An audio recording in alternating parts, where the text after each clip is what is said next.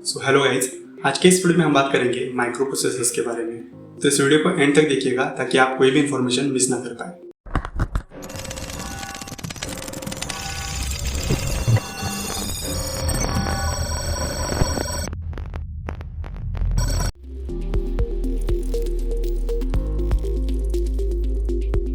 तो इमेजिन कीजिए कि अगर आपको ब्रेन होता ही नहीं तो आप क्या करते आप।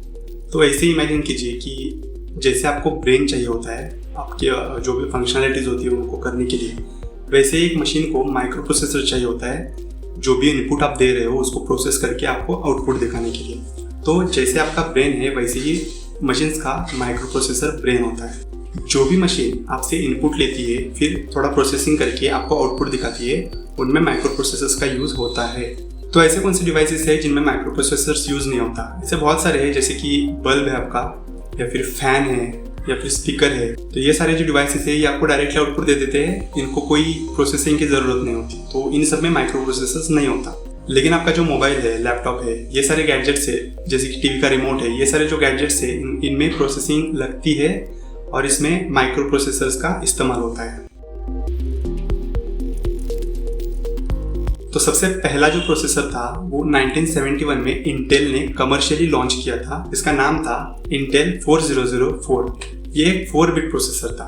उसके एक साल बाद इंटेल ने उसका नेक्स्ट जनरेशन यानी कि इंटेल 8008 ये वाला प्रोसेसर लॉन्च कर दिया। और उसके बाद ये प्रोसेसर्स का लॉन्च का सिलसिला चालू रहा और आज आपको पता है कि इंटेल ने अपना 9th जनरेशन का i9 वाला प्रोसेसर हाल ही में लॉन्च किया है और AMD के भी बहुत सारे प्रोसेसर्स है।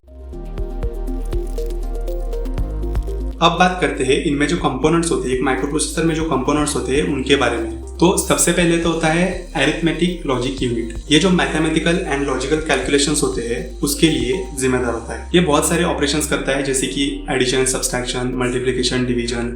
और लॉजिकल आप कह सकते हो कि एंड और नॉट जो होता है लॉजिकल ऑपरेशंस, वो सब ये परफॉर्म करता है। उसके बाद आता है रजिस्टर्स। ये टेम्परेरी डेटा स्टोरेज का काम करते हैं। ये एक तो डेटा को होल्ड करेंगे या फिर जिसमें डेटा स्टोर्ड है उसको पॉइंट करेंगे। तो ये काम होता है रजिस्टर्स का। रजिस्टर की 3 कैटेगरीज होती है, general purpose registers, specific registers and memory registers. अब बात करते हैं कंट्रोल यूनिट की। कंट्रोल यूनिट क्या है? माइक्रो प्रोसेसर के जो भी ऑपरेशंस होते हैं उसको वो कंट्रोल करता है। कंप्यूटर की जो इंटरनल मेमोरी होती है वो इंस्ट्रक्शंस को कैसे रिस्पॉन्ड करेगी ये कंट्रोल यूनिट हैंडल करता है। और जो माइक्रो प्रोसेसर और सिस्टम के बीच में डेटा फ्लो होता है उसको कंट्रोल यूनिट कंट्रोल करता है। तो ये जो माइक्रो प्रोसेसर है इसको इनपुट डिवाइसेस, आउटपुट डिवाइसेस और मेमोरी यूनिट अटैच रहती है। इनपुट डिवाइसेस जो होते हैं वो डेटा को फीड करने के लिए इस्तेमाल किए जाते हैं। आउटपुट डिवाइसेस जो होते हैं वो आपका डेटा को दिखाते हैं। ये आउटपुट डिवाइसेस मल्टीपल फॉर्म्स में हो सकते हैं, जैसे कि विजुअल लाइक मॉनिटर, डिस्प्ले, और ऑडिबल जैसे कि स्पीकर। और आखिर में आता है मेमोरी यूनिट। ये माइक्रो प्रोसेसर का इंटरनल स्टोरेज मान सकते हो आप। कॉमनली इसको रैम भी कहा जाता है। तो ये वो सारा डेटा स्टोर करती है जो प्रोसेसिंग के लिए लगता है। और प्रोग्रामिंग के जो इंटरमीडिएट रिजल्ट्स होते हैं वो भी यहाँ पे स्टोर होते हैं। अब आगे बढ़ते हैं और जानते हैं कि माइक्रो प्रोसेसर वर्क कैसे करता है। तो सबसे पहले मेमोरी में जो एनकोडेड इंस्ट्रक्शंस होते हैं उनको वो फेच करता है, फिर इन सारे इंस्ट्रक्शंस को डिकोड कर लेता है और एग्जीक्यूशन प्रोसेस के लिए पास कर देता है, और फिर वो सारी इंस्ट्रक्शंस एग्जीक्यूट होती है। ये साइकिल तब तक चलती है जब तक उसको स्टॉप वाली इंस्ट्रक्शन ना मिल जाए और प्रोग्राम एंड ना हो जाए। तो इस तरीके से एक माइक्रो प्रोसेसर काम करता है। तो जितना अच्छा आपका माइक्रो प्रोसेसर होगा उतने अच्छे आपको फीचर्स मिलेंगे, उतनी नई टेक्नोलॉजी मिलेगी और उतनी ज़्यादा पावर मिलेगी। तो एक सबसे अच्छा प्रोसेसर कैसे पहचानने का?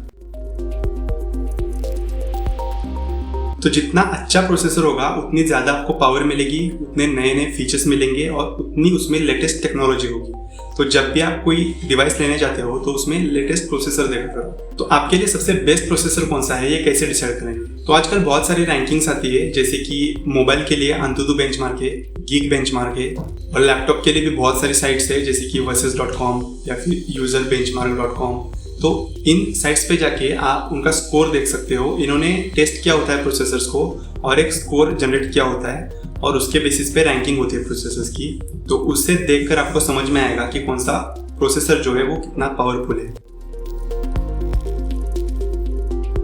तो आपको पता ही होगा कि जो लैपटॉप्स होते हैं या फिर डेस्कटॉप्स होते हैं उनमें ज़्यादातर इंटेल के या फिर AMD के प्रोसेसर होते हैं, और जो एप्पल के मैकबुक्स होते हैं उनमें एप्पल का M सीरीज के प्रोसेसर्स होते हैं। मोबाइल्स की बात करें तो यहाँ पे क्वालकॉम है, क्वालकॉम के स्नैपड्रैगन के प्रोसेसर्स होते हैं, मीडियाटेक के प्रोसेसर्स है, आईफोन्स में आपको A सीरीज के प्रोसेसर्स मिलेंगे, सैमसंग का एक्जिनोस है, हुआवे का किरिन। तो मोबाइल सेक्टर में आपको बहुत सारे प्रोसेसर्स मिल जाएंगे अलग अलग कंपनियों से, लेकिन ज्यादातर स्नैपड्रैगन और मीडियाटेक ही रूल करते हैं इस इंडस्ट्री में, और आईफोन में एप्पल। तो जब भी आप कोई नया डिवाइस लेने जाओ तो सबसे पहले उसके माइक्रो प्रोसेसर के पास ध्यान से देखिए कौन सा वाला है, उसका स्कोर क्या है, उसमें क्या क्या नए नए फीचर्स आए हुए हैं, क्योंकि एक powerful processor heavy operating systems को भी स्मूथली हैंडल कर लेता है और इसकी वजह से आपको कोई लैग नहीं मिलता।